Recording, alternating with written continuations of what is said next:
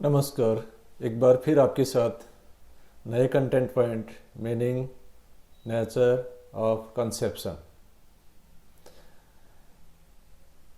तो यहाँ कंसेप्शन यानी कंसेप्ट फॉर्मेशन कैसे होता है, बालक में अवधारणा के विकास किस प्रकार से होता है, इस मुद्दे पर, इस प्रकरण पर अपना ये जो है क्लास होगी। तो बालक पहली बार गाय भैंस या किसी पालतू जानवर कुत्ते इत्यादि को देखता है तो उसके स्वरूप को, उसकी स्ट्रक्चर को, अवसंरचना को यानी शारीरिक ढांचे को देखकर और अपने आप में सामान्यकृत होता है। और वो अगली बार जब उन पशुओं को देखता है तो उनको पहचान लेता है। और इसे ही पहचान या प्रतिज्ञान या कंसेप्शन या कंसेप्ट फॉर्मेशन कहते हैं, अवधारणा विकसित होना कहते हैं। गाय प्रजातियों के अनुसार थोड़ा बहुत अंतर गायों की प्रजातियों में होता है। यद्यपि एक प्रजाति की गाय को जब बालक देखता है, अगली बार दूसरी प्रजाति की जो है गाय को जब उसके सामने लाया जाता है तो वो बालक हालांकि शारीरिक अवसंरचना में अंतर होते हुए भी गाय को पहचान लेता है। तो इसका मतलब ये हुआ कि गाय शब्द और गाय के अवसंरचना या शारीरिक स्वरूप के आधार पर बालक गाय को पहचानना आरंभ कर दिया है। इसे कहते हैं प्रत्यय ज्ञान। बालकों के प्रत्ययों के आधार उनके पूर्व अनुभव, पूर्व संवेदनाएं और पूर्व प्रत्यक्षीकरण होते हैं। इसलिए इनका ज्ञान प्राप्ति की, यूँ कहेंगे कि ज्ञान प्राप्ति के एक पद सोपान है जो पिछले अनुभवों से संबंधित माना जाता है। प्रत्यय और प्रत्यय ज्ञान क्या है, इसको स्पष्ट करने के लिए कुछ मनोवैज्ञानिकों की परिभाषाएं यहाँ जो है। तो इसमें पहली परिभाषा बोरिंग, लैंगफील्ड और विल्ड, यहाँ इन्होंने बताया कि प्रत्यय किसी देखी हुई वस्तु की मानसिक प्रतिमा या विजुअल इमेज है। इसी क्रम में रोस महोदय ने परिभाषा बताई है कि प्रत्यय क्रियाशील ज्ञानात्मक मनोवर्ती यानी एक्टिव कॉग्निटिव डिपोजिशन है। प्रत्यय देखी वस्तु का मन में नमूना है या मन में बनने वाला प्रतिमान है, कैसा स्वरूप बनता है माइंड में। और डगलस और हॉलैंड ने प्रत्यय ज्ञान मस्तिष्क में विचार के निर्माण का उल्लेख किया है। डगलस और हॉलैंड ने बताया है कि प्रत्यय ज्ञान मस्तिष्क में विचार के निर्माण का उल्लेख करता है। तो इस प्रकार जो परिभाषाएं हैं, इन परिभाषाओं में प्रत्यय को स्पष्ट किया गया है। अब यहाँ प्रत्यय की विशेषताएं, अगर प्रत्यय की विशेषताओं की बात करें तो ये नंबर 1 में आप देखेंगे, प्रत्यय किसी सामान्य वर्ग को व्यक्त करने वाला सामान्य विचार है। दूसरा जो है, प्रत्यय का संबंध हमारे विचारों से होता है, चाहे वे वास्तविक हों या काल्पनिक। तीसरी जो विशेषता है, प्रत्यय किसी वस्तु का सामान्य अर्थ होता है जिसे शब्द या शब्द समूह द्वारा व्यक्त किया जा सकता है।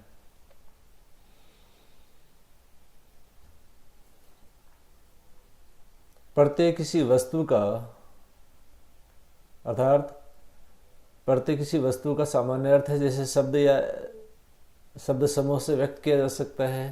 प्रत्यय का आधार अनुभव है, ये सबसे महत्वपूर्ण बात है। प्रत्यय जो कंसेप्ट बनता है वो कंसेप्ट अनुभवों के आधार पर बनता है। इसलिए कह सकते हैं कि प्रत्यय जो है वो अनुभव के आधार पर, जैसे जैसे बालक के अनुभव बढ़ते चले जाते हैं या अनुभव में वृद्धि होती चली जाती है, वैसे वैसे उनके प्रत्ययों की संख्या भी बढ़ती चली जाती है। तो प्रत्यय का आधार अनुभव होता है।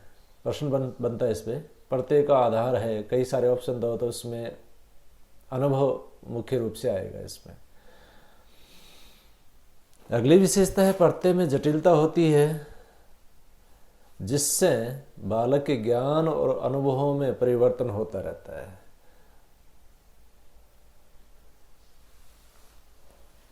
जब बालक के ज्ञान में और अनुभव में परिवर्तन होता रहता है, परते स्पष्ट होते चले जाते हैं। हर परते में जटिलता होती है, वो ज्ञान और अनुभव के बढ़ने से स्पष्ट होते चले जाते हैं। अगले जो है, परते आरंभ में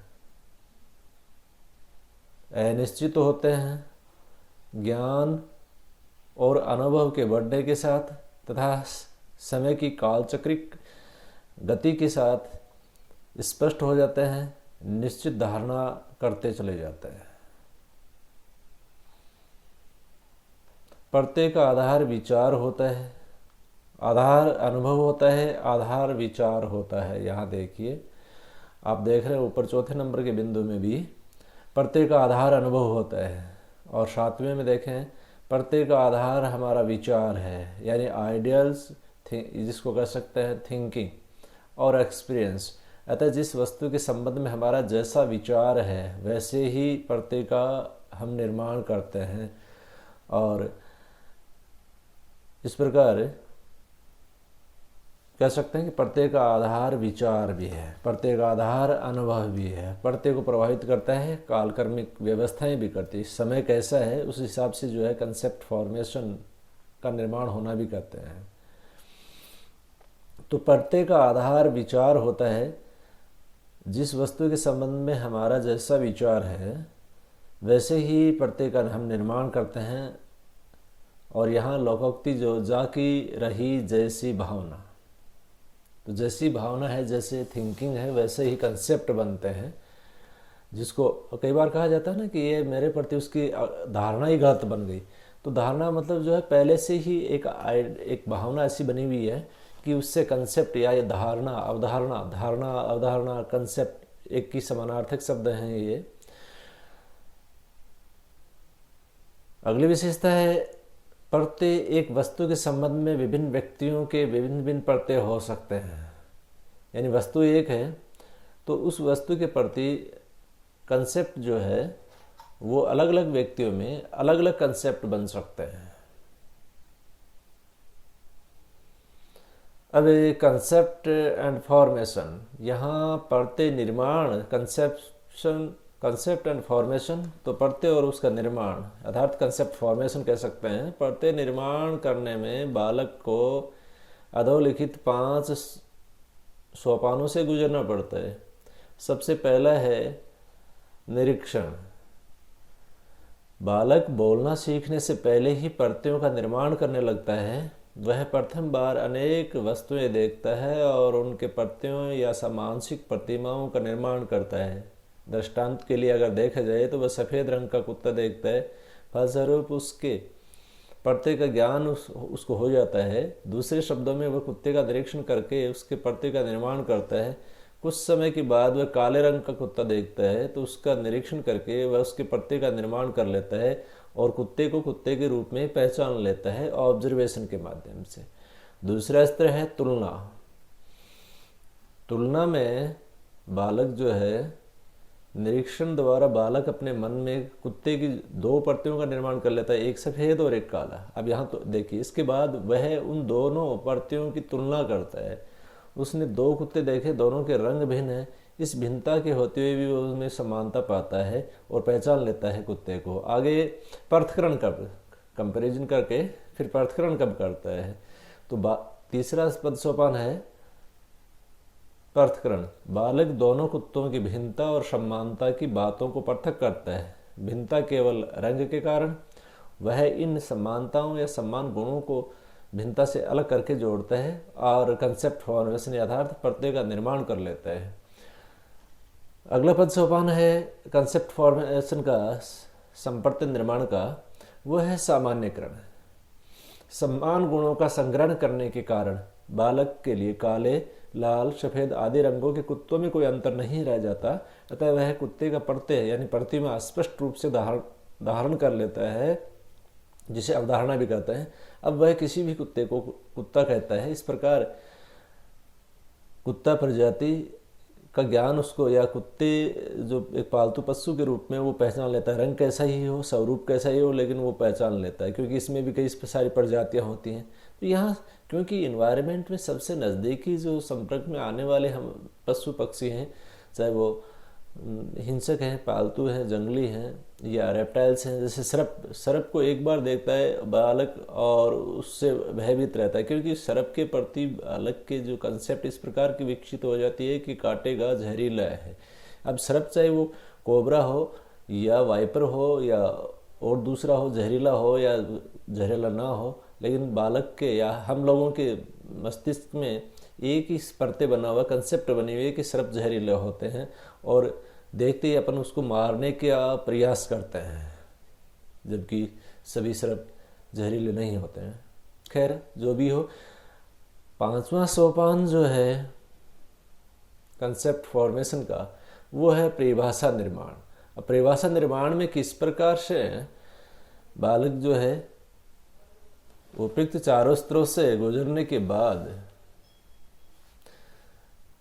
किसी भी पालतू पशु या कुत्ते या गाय, भैंस, घोड़े, ऊंट, उनके परते का निर्माण कर लेता है। यह परते उसे कुत्ते का सामान्य ज्ञान प्रदान करता है या किसी भी जानवर का सामान्य ज्ञान प्रदान करता है। हम उसे ये ज्ञान केवल वर्णन या परिभाषा के द्वारा प्रदान कर सकते हैं जब हम उसके सामने किसी भी जानवर का, पालतू पशु का वर्णन करते हैं। तब वह किसी विशेष कुत्ते के बारे में नहीं सोचकर सामान्य रूप से कुत्ते के बारे में या सामान्य रूप से जो पालतू पशुओं के बारे में जिसका भी उद्धरण कर रहे हैं उसी के बारे में सोचता है। यही वास्तविक परते है जिसका उसके मन में निर्माण हो जाता है। मनोवैज्ञानिकों ने इस मुख्य विचारधारा को आत्म परते यानी सेल्फ कंसेप्ट की संज्ञा भी दी है। आत्म परते व्यक्तित्व का कीस्टोन होता है, केटल ने यह बताया है। तो परते कंसेप्ट और सेल्फ कंसेप्ट में ज़्यादा अंतर नहीं है। आत्म परते मतलब किसी के बारे में अपने विचारधारा में अपने मनस पर क्या चित्रण बनता है, बस यही सेल्फ कंसेप्ट है। हर किसी ये बताना कि हर किसी वस्तु पर प्रत्येक व्यक्ति का अलग प्रत्यय होता है, तो इसीलिए उसको सेल्फ कंसेप्ट कहते हैं। किसी वस्तु के बारे में मेरा प्रत्यय कंसेप्ट अलग है, आप में से प्रत्येक का कंसेप्ट अलग होगा, लेकिन प्रत्येक अगर व्यक्तिगत इंडिविजुअली अपने प्रत्ययों की बात करें तो वो सेल्फ कंसेप्ट होगा। जिस वस्तु के बारे में मैं जैसा चित्रण मेरे मस्तिष्क में बने या मेरे दिमाग में जो कंसेप्ट बने वैसा दूसरे के भी बने, ये आवश्यक नहीं है, क्योंकि एक ही वस्तु या एक ही जैसे आंकड़ों पर, एक ही जैसे विवरण पर कंसेप्ट अलग अलग बनते हैं। अगला जो है इसमें काइंड्स ऑफ सेल्फ कंसेप्ट, यानी जो आत्म परतें हैं या सेल्फ कंसेप्ट जिसको कह सकते हैं। तो आत्म परतें, अभी यहाँ आत्म परतें के प्रकार जो हैं, सबसे पहला प्रकार इसमें यहाँ बताया है जेम्स के अनुसार आत्म परतें मुख्य रूप से 3 प्रकार के। ये वर्गीकरण जेम्स ने किया है, मनोवैज्ञानिक जेम्स। पहला है सेल्फ कंसेप्ट का प्रकार वास्तविक आत्म परतें, व्यक्ति का स्वरूप या व्यक्तित्व का स्वरूप, पर्सनैलिटी का जो स्वरूप है। जब 2 प्रकार के प्रश्न हो, अब 2 प्रकार के प्रश्न कौन से हैं, कौन तथा क्या, तो 2 प्रकार के प्रश्नों से जुड़ा होता है तो उत्तर के रूप में वास्तविक आत्म प्रत्यय का स्वरूप माना जाता है। यानी प्रश्न जब बने हो कि कौन, प्रश्न कौन और क्या, तो इसका मतलब उत्तर जो होगा वो आत्म प्रत्यय का स्वरूप माना जाएगा और वो वास्तविक आत्म प्रत्यय है। दूसरा जो आत्म प्रत्यय है वो आदर्श आत्म प्रत्यय है। इसका संबंध व्यक्तित्व के उस स्वरूप से होता है जिसमें, यानी ये जो कंसेप्ट हैं सेल्फ कंसेप्ट जिसको कह सकते हैं, तो यहाँ पर्सनैलिटी, अभी पर्सनैलिटी आगे आएगा, तो व्यक्तित्व से जुड़े प्रसंग हैं ये। तो आदर्श आत्म प्रत्यय, इसका संबंध व्यक्तित्व के उस स्वरूप से होता है जिसमें उसका वह आदर्श रूप निहित हो, जिसके आधार पर वह भविष्य में कुछ बनने की आकांक्षा रखता है।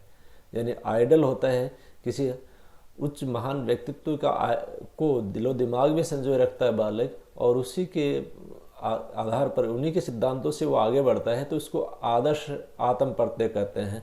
नेताजी सुभाष चंद्र बोस को आइडल मानने वाले लोग जो है वो सैन्य रक्षा से प्रेमी होते हैं। अन्य इसी प्रकार विद्वानों को आइडल मानने वाले लोग जो है, बालक जो हैं वो विद्वान कवि या दार्शनिक बनने वाले होते हैं। तो ये सेल्फ कंसेप्ट होता है, सामाजिक आत्म प्रत्यय, इसको सोशल सेल्फ कंसेप्ट कहते हैं। ये वह आत्म प्रत्यय है जिसमें वह यह सोचता है, वह यहाँ कौन है, बालक, जिसमें बालक ये सोचता है कि उसके बारे में अन्य कुछ विचार रखते हैं अथवा अन्य व्यक्ति उसके बारे में किस प्रकार का प्रत्यक्षीकरण करते हैं, यानी दूसरे लोग कैसे मापते हैं।